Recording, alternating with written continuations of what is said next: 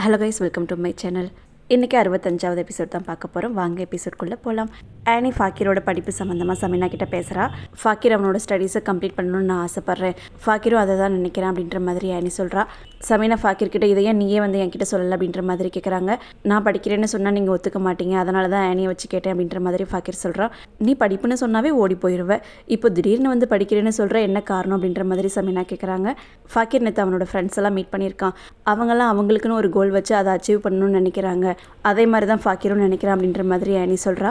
நீ படிப்பை கண்டினியூ பண்ணுறேன்னு சொன்னது நல்ல விஷயந்தான், ஆனால் எப்படி எல்லாத்தையும் மேனேஜ் பண்ண போகிற?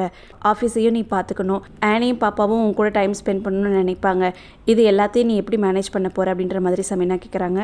ஃபாக்கிர் நான் எல்லாத்தையும் மேனேஜ் பண்ணிக்குவேன் அப்படின்ற மாதிரி தான் சொல்கிறான். ஃபாக்கிர் படிக்கிற நேரத்தில் நானும் பாப்பாவும் கூட ஃபாக்கிரை தொந்தரவு பண்ண மாட்டோம், ஃபாக்கிர் படிக்கட்டும் அப்படின்ற மாதிரி ஆனி சொல்கிறா. சமீனாவும் இதுக்கெல்லாம் ஒத்துக்கிறாங்க. ஆனால் இம்பார்ட்டன்ட் மீட்டிங் இருந்தால் நீ ஆஃபீஸ் கண்டிப்பாக வரணும் அப்படின்ற மாதிரி சொல்கிறாங்க.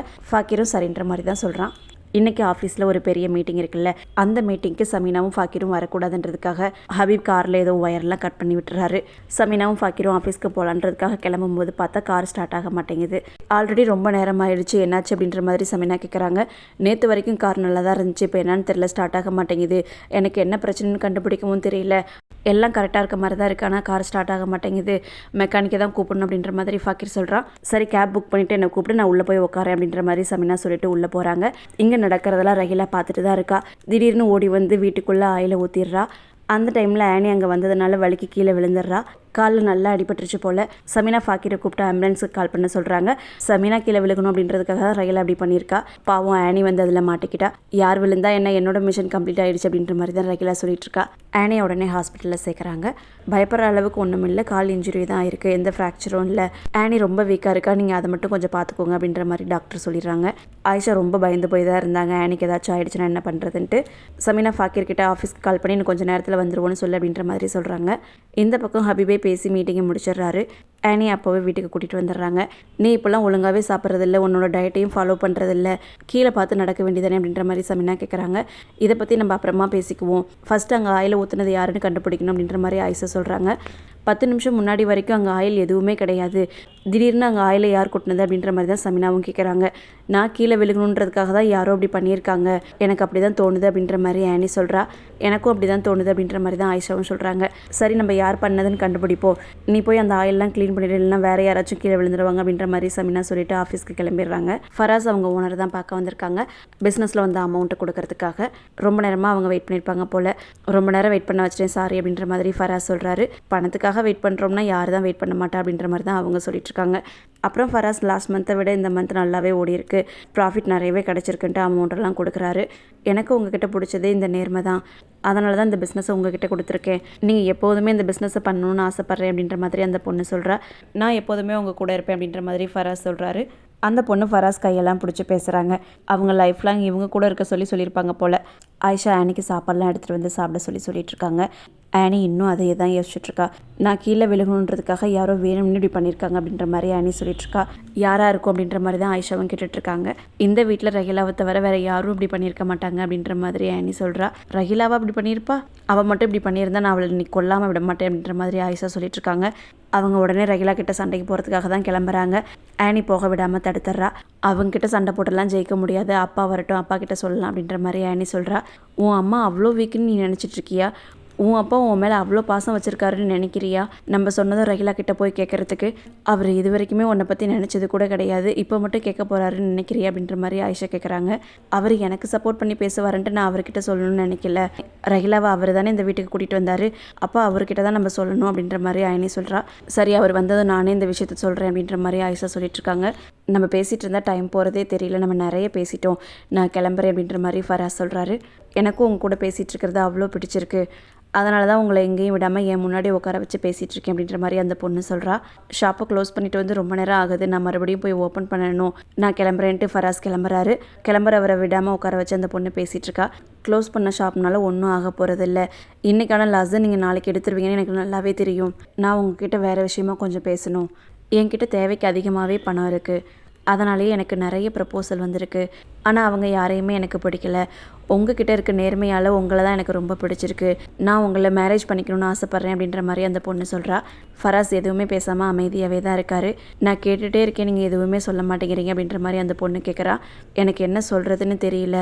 நீங்கள் என்கிட்ட இப்படி வந்து சொல்லுவீங்கன்ட்டு நான் எதிர்பார்க்கவே இல்லை அப்படின்ற மாதிரி அவர் சொல்கிறாரு. நான் தான் உங்ககிட்ட சொன்னது, என்கிட்ட இருக்க எல்லா சொத்தும் உங்களுக்கும் தான். நம்ம மேரேஜுக்கு அப்புறம் ஒரு நல்ல லைஃப் வாழலாம் அப்படின்ற மாதிரி அந்த பொண்ணு சொல்கிறா. எனக்கு கொஞ்சம் டைம் கொடுங்க, நான் யோசிச்சு சொல்கிறேன் அப்படின்ற மாதிரி அவர் சொல்கிறாரு. அந்த பொண்ணும் சரின்ற மாதிரி தான் சொல்லிகிட்ருக்கா. நான் மேடம் வந்துடுவாங்கன்ட்டு ரொம்ப பயந்துக்கிட்டே இருந்தேன், ஆனால் நீங்கள் இந்த விஷயத்தை ரொம்ப சூப்பராக பண்ணி முடிச்சிட்டிங்க அப்படின்ற மாதிரி மேனேஜர் சொல்லிகிட்ருக்காரு. நீ அதுக்கெல்லாம் எதுக்கும் பயப்படாத, நான் எந்த விஷயத்தையும் பாதியோடு விட்டது கிடையாது அப்படின்ற மாதிரி ஹபீப் சொல்கிறாரு. என்னோட ஷேர் எனக்கு கிடச்சிரும்ல அப்படின்ற மாதிரி மேனேஜர் கேட்குறாரு. உனக்கான ஷேர்லாம் உனக்கு கிடைக்கும், நீ இதே மாதிரி எனக்கு சப்போர்ட் பண்ணிட்டு இன்னும் ஃப்யூச்சரில் நிறைய இது மாதிரி டாஸ்க்லாம் பண்ண போகிறேன் அப்படின்ற மாதிரி ஹபீப் சொல்லிட்டுருக்காரு. இவங்க பேசிகிட்டு இருக்கும்போதே சமீனா வந்து, நான் உங்களுக்கு நிறைய டைம் கால் பண்ணிகிட்டே இருந்தேன், நீங்கள் எடுக்கவே இல்லை ஏன் அப்படின்ற மாதிரி கேட்குறாங்க. என்னோட மொபைல் காலையிலேருந்து ஒர்க் ஆகலை அப்படின்ற மாதிரி மேனேஜர் சொல்கிறாரு. இது சரியான பதில் கிடையாது, எங்கே அவங்கெல்லாம் மீட்டிங் ஸ்டார்ட் பண்ணலாமா அப்படின்ற மாதிரி சமீனா கேட்குறாங்க. மீட்டிங் ஆல்ரெடி முடிஞ்சிருச்சு அப்படின்ற மாதிரி ஹபீப் சொல்கிறாரு. என்ன சொல்கிறீங்க ஹபீப்? நானும் ஃபாக்கிரும் இல்லாமல் எப்படி அந்த மீட்டிங் முடிஞ்சிருக்கும்? நாங்கள் வரத்துக்கு லேட் ஆகிடுச்சுன்னா நீங்கள் எங்களுக்காக வெயிட் பண்ணியிருந்துருக்கணும், இல்லைனா போஸ்ட்பான் பண்ணியிருக்கணும். அவங்ககிட்ட நீங்கள் இதை பற்றி பேசியிருந்துருக்கணும், இல்லைனா எங்ககிட்ட சொல்லியிருக்கணும். அதை விட்டுட்டு மீட்டிங்கே முடிஞ்சிருச்சுன்னு சொல்கிறீங்க அப்படின்ற மாதிரி சமீனா கேட்குறாங்க. பிஸ்னஸ் அது மாதிரி நம்ம ரன் பண்ண முடியாது. மீட்டிங்கை நம்ம போஸ்ட்பான் பண்ணோம்னா அவங்களுக்கு நம்ம மேலே ஒரு பேட் இம்ப்ரெஷன் க்ரியேட் ஆயிரும். அது மாதிரி நம்ம பண்ண முடியாது அப்படின்ற மாதிரி ஹபீப் சொல்கிறாரு. மேனேஜரும் ஹபீப் சொல்கிறது தான் கரெக்டு, நாங்கள் உங்களுக்காக ரொம்ப நேரம் வெயிட் பண்ணோம், நீங்கள் வராதனால தான் நாங்கள் ஸ்டார்ட் பண்ணோம் அப்படின்ற மாதிரி அவரும் சொல்கிறாரு. சரி, டீலை எவ்வளோக்கு ஃபைனலைஸ் பண்ணியிருக்கீங்க அப்படின்ற மாதிரி சமீனா கேட்குறாங்க. அதிலெல்லாம் எந்த இஷ்யூவும் கிடையாது, ஆனால் ஒன்றே ஒன்று மட்டும் நம்ம எதிர்பார்த்தது நடக்கலை. அவங்க ஆர்டரை மட்டும் கம்மி பண்ணிட்டாங்க அப்படின்ற மாதிரி ஹபீப் சொல்கிறாரு. நான் அவங்ககிட்ட பேசும்போது அவங்க அது மாதிரிலாம் எதுவுமே சொல்லலை அப்படின்ற மாதிரி சமீனா கேட்குறாங்க. அப்போ எதுவும் சொல்லலை, இப்போ தான் சொன்னாங்க. நெக்ஸ்ட் டைம் நிறைய ஆர்டர் கொடுக்குறோம் அப்படின்ற மாதிரி சொன்னாங்கன்ற மாதிரி ஹபீப் சொல்கிறாரு. சரி, டீல் பேசி முடிச்சு அந்த டாக்குமெண்ட்லாம் என்னோட ரூமுக்கு கொண்டு வாங்க அப்படின்ற மாதிரி சமீனா சொல்கிறாங்க. அந்த டாக்குமெண்ட்லாம் நானே சைன் பண்ணிட்டேன். இனிமேல் இந்த ஆர்டரை பற்றின எல்லா விஷயத்தையும் நான் தான் பார்க்க போகிறேன். கிளைண்ட் என்கிட்ட மட்டும் தான் இதை பற்றி பேச போகிறாங்க அப்படின்ற மாதிரி ஹபீப் சொல்கிறாரு. சமீனாவுக்கு என்ன சொல்கிறதுனே தெரியாமல் தான் நிற்கிறாங்க. சாய்க்கா ஆனியை தான் பார்க்க வந்திருக்காங்க. அந்த ரகிலா தான் இப்படி பண்ணியிருப்பா, அவள் கண்டிப்பாக பெருசாக அனுபவிக்க போகிறா அப்படின்ற மாதிரி சாய்க்கா சொல்கிறாங்க. என்னோட பெயினும் கொஞ்சம் கொஞ்சமாக குறைஞ்சிட்டு வருது. அப்பாவே ரகிலா பக்கம் இருக்கும்போது நம்மளால் என்ன பண்ண முடியுன்ற மாதிரி ஆனி கேட்குறா. உங்கள் அத்தை மேலே உனக்கு நம்பிக்கை இருக்குல்ல? ஹபீப் உன்னை தனியாக விட்டா என்ன, நான் இருக்கேன் உன்னை பார்த்துக்கிறதுக்கு. என்னால் ஃபீல் பண்ண முடியுது உனக்கு எவ்வளோ அடிபட்டிருக்கும்ட்டு. அந்த ரகிலாவை நான் சும்மா விட மாட்டேன் அப்படின்ற மாதிரி சாய்க்கா சொல்லிகிட்ருக்கா. நான் அம்மாக்கிட்டேயும் இதையே தான் சொன்னேன், நம்மளால் ரகிலா கிட்டே பேசி ஜெயிக்க முடியாது, நம்ம தான் போய் சொல்கிறோம்ட்டு அவங்க எப்படியாவது நம்ப வச்சுருவாங்க, நம்ம அப்பா வந்ததும் பேசிக்கலாம் அப்படின்ற மாதிரி ஆனி சொல்கிறா. உங்கள் அப்பாவே அந்த ரகிலாவுக்கு தான் சப்போர்ட் பண்ணி பேசுவார். அந்த ரகிலா என்ன சொல்கிறாலோ அதை மட்டும்தான் நம்புவார். அவர்கிட்ட போய் நம்ம சொல்லணுமா அப்படின்ற மாதிரி சாய்க்கா சொல்லிகிட்ருக்காங்க. அப்போ வேறு என்ன தான் பண்ணுறதுன்ற மாதிரி ஆனி கேட்குறா. எனக்கு தெரியும் ரகிலாவை எப்படி டீல் பண்ணணுன்ட்டு, நான் பார்த்துக்கிறேன் அப்படின்ற மாதிரி சாய்க்கா சொல்லிட்டு இருக்கும்போது ரகிலா வந்துடுறா. ரகிலா ஆனிக்கிட்ட இப்போ எப்படி இருக்குது அப்படின்ற மாதிரி கேட்குறா. அவள் இன்னும் உயிரோட தான் இருக்கா, நீ இன்னும் கொஞ்சம் ஆயில் கீழே ஊற்றி வை, நீ ஸ்டெப் மதர்ன்றதை நிரூபிச்சிட்ட அப்படின்ற மாதிரி சாய்க்கா சொல்கிறா. என்ன பேசிகிட்டு இருக்க சாய்க்கா? ஆனி என்னை அம்மாவாக ஏற்றுக்கலன்னு நான் அவளை மகளாக தான் பார்க்குறேன், என்ன போய் இப்படி சொல்லிட்டே அப்படின்ற மாதிரி ரகிலா சொல்கிறா. எனக்கு இப்போ இருக்க பெயினை விட நீங்கள் பேசுகிறது தான் இன்னும் பெயின் அதிகமாக இருக்குது, தயவு செஞ்சு இது மாதிரிலாம் எதுவும் பேசாதீங்க அப்படின்ற மாதிரி ஆனி சொல்கிறா. இந்த வீட்டில் இருக்க எல்லா குழந்தைங்களுக்கும் தெரியும் உன்னை பற்றி, சும்மா வந்து பாசம் இருக்க மாதிரி நடிச்சிட்டு இருக்காத. என் ஃபேமிலிக்கு ஏதாச்சும் கஷ்டத்தை கொடுக்கணும்னு நினச்சி நான் சும்மா விட மாட்டேன். ஹபீப் வரட்டும், நான் பார்த்துக்கிறேன் அப்படின்ற மாதிரி சாய்க்கா சொல்கிறா. ஹபீப் நான் சொல்கிறதான் கேட்பாரு, அவருக்கு என் மேலே நம்பிக்கை இருக்குது அப்படின்ற மாதிரி ரகிலா சொல்கிறா. அந்த நம்பிக்கையை நான் உடைக்கலன்னா நீ என்னை சாய்க்கான்னு கூப்பிடாது அப்படின்ற மாதிரி சாய்க்கா சொல்லிடுறா. சாய்க்கா ரொம்ப கோவமாக பேசிட்டு வரும்போதே ஃபெமி அங்கே வந்துடுறா. ஏன் என்னாச்சு இப்படி கத்திரிடாரு அப்படின்ற மாதிரி கேட்குறா. எல்லாம் அந்த ரகிலாவால் தான். ஃபஸ்ட் என்னோட ஜுவல்லரியை திருடுனா, அதுக்கப்புறம் பேய் இருக்குன்னு ஏதோ சொல்லிட்டு இருந்தா, எங்கெல்லாம் அந்த வீட்டை விட்டு அனுப்பணும்னு பார்த்துட்ருக்கா. இப்போ ரொம்பவே எல்லை மீறிட்டா, கீழே ஆயில் ஊற்றுனதுனால ஆனி கீழே விழுந்துட்டா அப்படின்ற மாதிரி சாய்க்கா சொல்கிறா. ஆனிக்கு இப்போ எப்படி இருக்குது, நல்லா இருக்கா அப்படின்ற மாதிரி ஃபெமி கேட்குறா. எல்லா ட்ரீட்மெண்ட்டும் முடிஞ்சது, இப்போ கொஞ்சம் நல்லா தான் இருக்கா. அம்மா நீ எதுக்காக வந்த அப்படின்ற மாதிரி சாய்க்கா கேட்குறா. உன்னோட ஃப்ரெண்டு ஒருத்தவங்க நான் வீட்டுக்கு சாப்பிட கூப்பிட்டுருந்தேன், அவங்களுக்கு ஒரு பையன் இருக்குல்ல, அந்த பையனுக்கு ஐமன் மேரேஜ் பண்ணி வைக்கலான்னு ஆசைப்பட்றேன், அது விஷயமா தான் உன் ஃப்ரெண்டு கிட்ட பேசினேன், ஆனால் அவங்க கோவப்பட்டு இந்த மேரேஜ் நடக்காதுன்னு சொல்லிட்டு போயிட்டாங்க, நீ இதை பற்றி அவங்ககிட்ட கொஞ்சம் பேசு அப்படின்ற மாதிரி ஃபெமி சொல்கிறா. நீ வீட்டுக்கு சாப்பிட கூப்பிட்டதில் உன்னோட வீட்டுக்காருக்கு தெரியுமா அப்படின்ற மாதிரி சாய்க்கா கேட்குறா. அவர்கிட்ட முன்னாடி நான் சொல்லவே இல்லை, அவங்க வந்துட்டு போனதுக்கப்புறம் சொன்னோம் அவர் கத்திரி கிடக்கிறாரு அப்படின்ற மாதிரி ஃபெமி சொல்கிறா. அவருக்கு தெரியாமல் நீ எப்படி இப்படி பண்ணிட்டு இருக்கலாம், ஐமனுக்கு சின்ன வயசு தான் ஆகுது, அவளுக்கு இப்போவே மேரேஜா, அதுவும் இல்லாமல் என்னோடய ஃப்ரெண்டு ரொம்பவே வாழ்க்கையில் கஷ்டப்பட்டுட்டா, சின்ன வயசுலேயே மேரேஜ் பண்ணி அவள் எப்படி மேரேஜுக்கு ஒத்துக்குவானா, இதை பற்றி அவகிட்ட பேச மாட்டேன் அப்படின்ற மாதிரி சாய்க்கா சொல்லிடுறா. எனக்காக சப்போர்ட் பண்ணி பேசுவேன்னு பார்த்தா பேச மாட்டியா, சரி நானே பார்த்துக்கிறேன் போ அப்படின்ற மாதிரி ஃபெமி சொல்லிடுறா. சாய்க்கா உடனே ஃபெமி வீட்டுக்காருக்கு தான் கால் பண்ணுறா. ஃபெமி என்னோட ஃப்ரெண்டோட பையனுக்கு பொண்ணு தர போகிறாளாமா, என்ன அவங்ககிட்ட ரெக்கமெண்ட் பண்ண சொல்லிட்டு இருக்கா. நான் எவ்வளவோ சொல்லியும் அவள் கேட்க மாட்டேங்கிறா, அந்த பையனுக்கே தான் கொடுப்பாளாமா பொண்ணு, உங்களுக்கு இதை பற்றிலாம் தெரியுமா அப்படின்ற மாதிரி சாய்க்கா கேட்குறா. என்கிட்ட ஒரு பையன் இருக்கா, அந்த பையனுக்கு கொடுக்க போகிறேன்னு சொல்லிட்டு இருந்தா, நான் வேணான்னு தான் சொன்னேன் அப்படின்ற மாதிரி அவர் சொல்கிறாரு. அவள் வீட்டுக்கே என் ஃப்ரெண்டை கூப்பிட்டு சாப்பாடெல்லாம் போட்டு இந்த ப்ரப்போசலை பற்றி பேசியிருக்கா, நீங்கள் பார்த்து என்னன்னு கேளுங்க அப்படின்ற மாதிரி சாய்க்கா சொல்கிறா. ஏதோ ஃபேஸ்புக்கில் அவளோட ஓல்டு ஃப்ரெண்டை பார்த்துன்னு தான் வீட்டுக்கு வர சொல்லலைன்னு சொன்னால் இந்த விஷயம்லாம் எனக்கு தெரியாது அப்படின்ற மாதிரி அவர் சொல்கிறாரு. யாராவது ஓல்டு ஃப்ரெண்டை பார்த்தோன்னே வீட்டுக்கு உடனே கூப்பிட போகிறாங்களா, அவள் மேரேஜ் விஷயத்தை பேசுறதுக்காக தான் வர சொல்லியிருக்கா அப்படின்ற மாதிரி சாய்க்கா சொல்கிறா. சரி நான் அவகிட்ட பேசிக்கிறேன் அப்படின்ற மாதிரி அவர் சொல்லிடுறாரு. ஃபெமி அவங்க வீட்டுக்காருக்கு கால் பண்ணி ஐமனுக்கு பீஸானா ரொம்ப பிடிக்கும்ல, வரும்போது வாங்கிட்டு வாங்க அப்படின்ற மாதிரி சொல்கிறா.